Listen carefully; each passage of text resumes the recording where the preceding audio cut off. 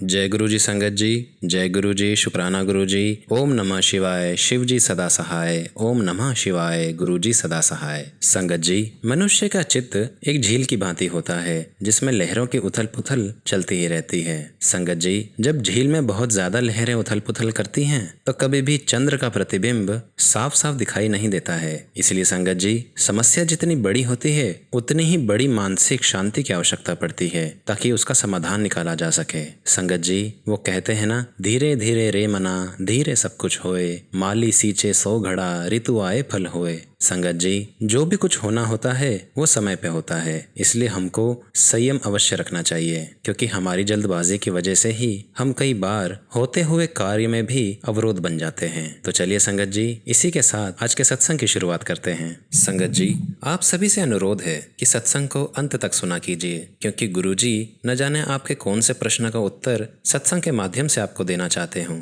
तो इसलिए संगत जी, आप सभी से अनुरोध है, सत्संग को पूरा सुने और अंत तक सुने। संगत जी, आज का पहला सत्संग नागपुर से नीता आंटी का है। तो चलिए संगत जी, सत्संग की शुरुआत करते हैं। जय गुरु जी संगत जी, जय गुरु जी, शुक्राना गुरु जी। गुरु जी के चरणों में कोटि कोटि प्रणाम। संगत जी, मैं अपने सत्संग की शुरुआत गुरु जी के मंत्र जाप से करना चाहूंगी। ओम नमः शिवाय, शिव जी सदा सहाय। ओम नमः शिवाय, गुरु जी सदा सहाय। संगत जी, मैं गुरु जी से अक्टूबर 2023 में जुड़ी थी। गुरु जी को तभी मैंने पहली बार देखा था। संगत जी, मेरा स्वास्थ्य करीब 1 साल से ही सही नहीं चल रहा था। मुझे बहुत थकान और पीठ दर्द, सिर दर्द इत्यादि रहते थे। संगत जी, बहुत सारे डॉक्टरों को दिखाया, लेकिन कुछ समय आराम होने के बाद फिर से तबीयत मेरी खराब हो जाती थी और धीरे धीरे मैं डिप्रेशन में चली गई। मैं बहुत चुस्ती और फुर्ती वाली लड़की थी संगत जी, पर बीमारी के चलते यदि मुझे कोई भी काम बोलता था तो मुझे बहुत थकान होती थी। कुछ करने की इच्छा तक नहीं होती थी, ना टीवी देखने की, ना कुछ सुनने की। बस लगता था कि सोई रहूं और कोई मुझसे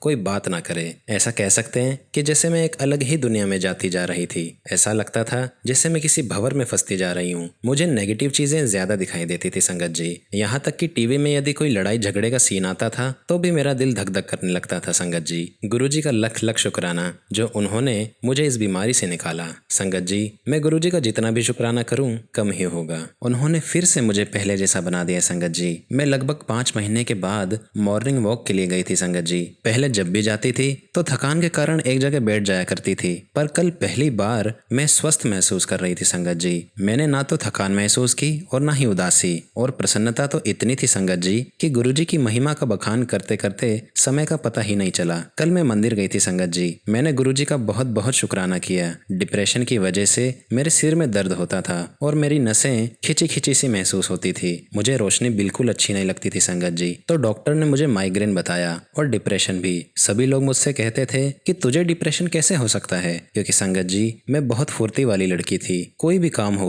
मैं बहुत कम समय में कर दिया करती थी और हंसमुख भी बहुत थी। मुझे खुद ही नहीं समझ में आ रहा था कि मेरे साथ असल में हो क्या रहा है, पर अब मेरे गुरुजी की कृपा है मुझ पर कि अब मैं स्वस्थ हूँ और मुझे किसी प्रकार की कोई भी परेशानी अब नहीं है। संगत जी, मैं गुरुजी से अपनी सिस्टर के थ्रू जुड़ी थी। मेरी सिस्टर जो कि मुंबई में रहती हैं, इस नवरात्रि में एक दिन पहले मैंने उसे फोन करके बताया कि मैं अभी सही से ठीक नहीं हुई हूँ, तो उसने मुझे गुरुजी का स्वरूप भेजा और कहा कि ये मेरे गुरुजी हैं, तो इनसे बात कर, इनके सत्संग सुन और तेरी सभी बातें इन्हीं से कह। बस संगत जी, मैंने दीदी की सारी बातें सुनी और मान भी ली। मैंने गुरुजी के सत्संग सुने, मुझे बहुत अच्छा लगा संगत जी। दूसरे दिन मैं मंदिर गई। नवरात्रि का पहला दिन था संगत जी। मुझे मोर पंख के द्वारा गुरुजी ने दर्शन का सौभाग्य प्रदान किया और पूजा के दौरान मुझे 2 बार मोर पंख दिखे। संगत जी, मैं बता नहीं सकती कि मैं कितनी खुश थी। मेरा मन बहुत प्रसन्न हुआ संगत जी। मैं समझ गई कि गुरुजी ने मुझे अपना आशीर्वाद दिया है। रात को गुरुजी ने सत्संग में मुझे कहा था कि मैं तेरे घर चाय पीने आ रहा हूँ। और संगत जी, सुबह सुबह जब मैं चाय बना रही थी तो तभी हमारी कामवाली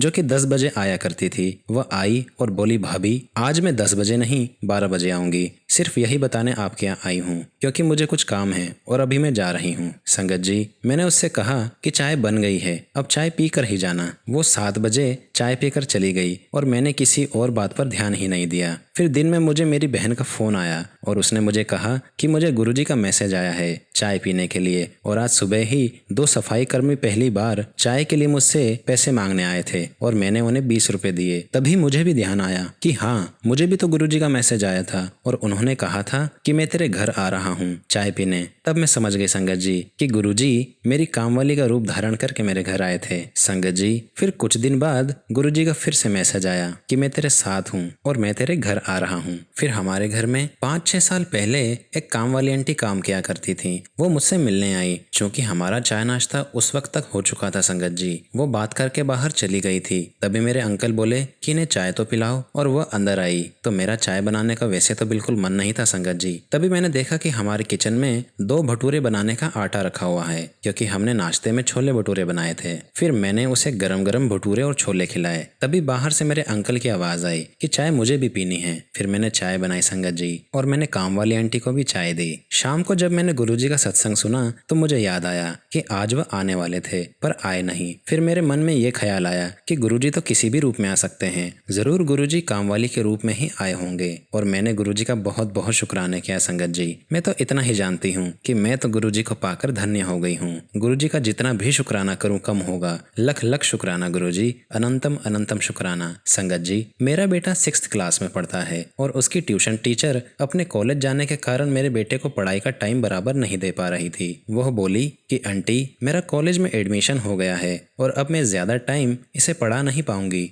आप दूसरी ट्यूशन देख लो या आपको इसे घर पर ही पढ़ाना पड़ेगा। संगत जी, वो ट्यूशन टीचर मेरे बेटे को 1.5 से 2 घंटे से ज्यादा पढ़ाती नहीं थी। कभी कभी वो कॉलेज से लेट आया करती थी। इस वजह से एग्जाम वाले दिनों में भी कई बार वह अच्छे से समय नहीं दे पा रही थी। मैं काफी परेशान हो गई थी संगत जी, क्योंकि संगत जी मैं जॉइंट फैमिली में रहती हूँ। मैं लगातार इसे पढ़ा नहीं सकती। मैंने गुरुजी को याद किया और गुरुजी से अरदास की। संगत जी, गुरुजी बहुत जल्दी सबके मन की बात समझ जाते हैं और मेरे मन की तो कोई भी बात गुरुजी से छुपी नहीं है। मैं मंदिर गई थी संगत जी। वहाँ पूजा करने के बाद एक आंटी आए और वो दूसरी किसी आंटी से यह कह रही थी कि यदि ट्यूशन के लिए कोई बच्चे होंगे तो प्लीज मुझे बताना, मैं घर पर ही बच्चों की ट्यूशन लेती हूँ। संगत जी, मैं उन दोनों आंटियों को जानती तो नहीं थी। मैंने उनसे पूछा कि आप कहाँ रहते हो। उन्होंने मंदिर से ही अपने घर की ओर इशारा करते हुए कहा कि आप वहां जाकर किसी से भी पूछ लेना कि शुक्ला जी का घर कहाँ है, कोई भी आपको बता देगा। संगत जी, मैं घर पर आई और मैंने अपनी बेटी को बताया कि अगर इसकी टीचर को टाइम नहीं है तो हम इसे ट्यूशन के लिए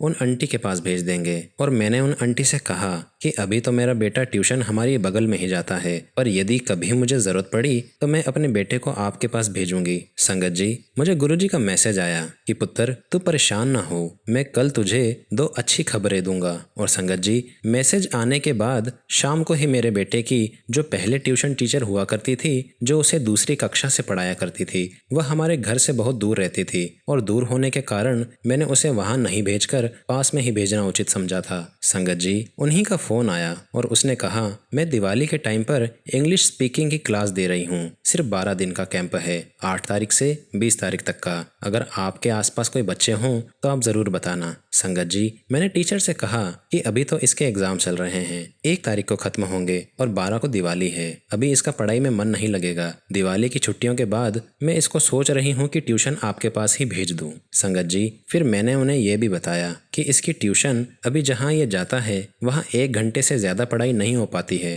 तो वह बोली कि रेगुलर क्लासेस तो चल रही हैं, आप 15 से भेज देना। मैंने हाँ कर दिया था संगत जी। और उनसे बात करने के बाद अभी जो ट्यूशन टीचर पढ़ा रही थी, मैंने उन्हें भी फोन करके बताया कि मैडम मैंने दूसरी ट्यूशन देख ली है, जैसा आपने मुझे कहा था, क्योंकि आपके पास टाइम नहीं है। तो वो मान गई थी संगत जी। इसे मैं गुरुजी की कृपा ही समझूंगी, क्योंकि गुरुजी की कृपा से ही 4 साल के बाद उस ट्यूशन टीचर का मुझे अचानक फोन आना और स्वयं से फोन करना, ये किसी आश्चर्य से कम नहीं था संगत जी। और संगत जी, उन्होंने अपनी क्लास भी हमारे घर के पास एक किराए से कमरा लेकर पढ़ा रही थी। तो संगत जी, गुरुजी ने मुझे 2 खुशखबरी एक ही दिन में दे दी थी, जैसा कि उन्होंने मैसेज में कहा था। एक तो ट्यूशन के बारे में और दूसरा ट्यूशन टीचर मेरे घर के पास ही करवा दी। बहुत बहुत शुक्राना गुरुजी महाराज का, लख लख शुक्राना गुरुजी, अनंतम अनंतम शुक्राना। संगत जी, मैं अक्सर मोबाइल पर गुरुजी के सत्संग सुनती रहती हूँ और मेरा बेटा अक्सर गेम खेलता है। मैं जब फोन बंद करके रख देती हूँ तो मेरे बाद मेरा बेटा जब भी मोबाइल देखता था